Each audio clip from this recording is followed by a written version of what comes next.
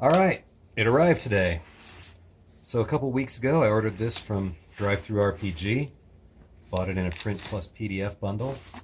They said it would take 2 to 5 days to print on demand, and then 1 to 3 weeks to ship media mail. Numbers were on the low end for all of that. It's been about 10 days total. Very nice. And I'm opening the box upside down, as you can see, because the address label's on the other side, and I don't need to put my address on the internet. Check this out. A full reprint edition of the 1991 Dungeons & Dragons Basic Rules Cyclopedia. All the rules from the D&D box sets, including Basic, Expert, Companion, and Masters.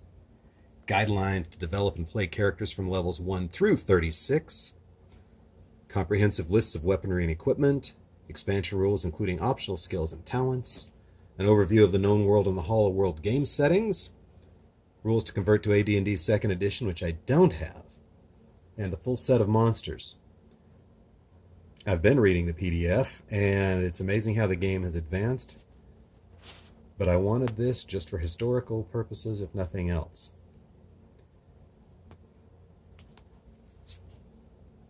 Great stuff.